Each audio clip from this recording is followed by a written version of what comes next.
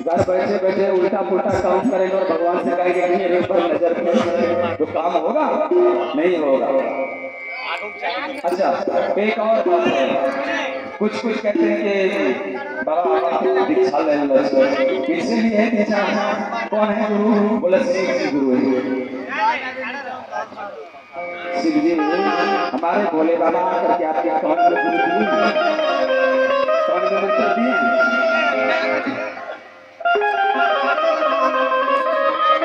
अरे महाराज, दो टैंक वाले, दो पैर वाले हो करके जब मनुष्य आप आए हो तो दो पैर वाले से आपको कान में मंत्र लेना होगा तो तेरा जीवन धन्य होगा, नहीं तो बेटा फंस के मर जाएगा।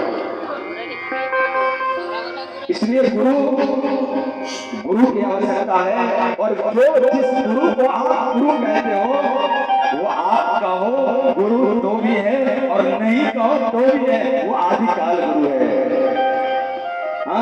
देव का देव महादेव है, तो वो सब पहले से ही गुरु है। गुरु ब्रह्मा देखिए। अच्छा, इस श्लोक का अर्थ क्या लगाते हैं आप लोग जरा बताइए कि गुरुर ब्रह्मा गुरुर विष्णु गुरुर देव महेश्वर, तीनों आ गए यहाँ तक। गुरुर ब्रह्मा गुरुर विष्णु गुरुर देव महेश्वर। अब इन तीनों को यहाँ रख दीजिए एक साइड में। गुरुर साक्षात पर ब्रह्म, ये इन तीनों का गुरु कौन है? तो पर ब्रह्म। और तब यहाँ से कनेक्शन गया पर ब्रह्म तक, और वहां से आ गया तस्मै श्री गुरुवे नमः। कौन गुरु? संत महात्मा गुरु अभी होंगे। वो गुरु वहां से इसलिए संतों को भेजा गया है, परमात्मा ने संतों को भेजा। और संतों को इसलिए भेजा कि जा करके जीव का कल्याण करो, मनुष्यों का कल्याण कर देना, सबको दीक्षा देके ज्ञान देके शिक्षा दे करके उनका कल्याण करना और कष्ट दूर करना। इसलिए परमात्मा की ही कृपा है जो आपके सामने में कोई संत आते हैं। संत आने का मतलब ये है कि आपका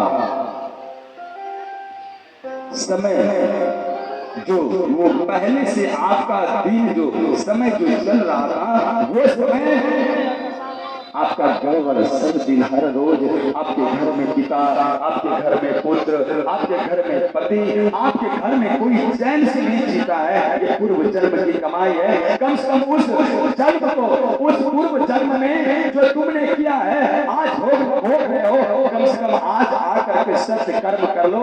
तो सत्य कर्म करने के लिए अगर कोई बता दे तो वहाँ संत होते हैं, वो गुरु होते हैं, वो कहते हैं कि बेटा एक बार मेरे पास आओ, तेरा उद्धार हो जाएगा।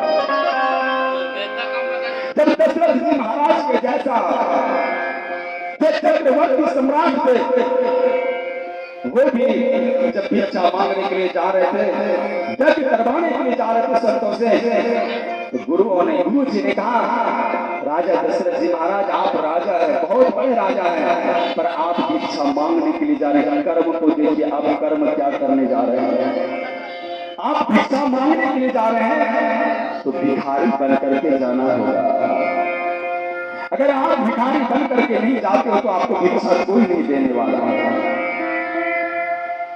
इसलिए दशरथ जी महाराज अगर आपको पुत्र चाहिए, संतों से आशीर्वाद चाहिए, संतों से आशीर्वाद चाहिए, प्राप्त करना हो आशीर्वाद, तो आप भिक्षा मांगने के लिए जाइए और रथ और हाथी को यही छोड़ दीजिए और पैदल जाइए।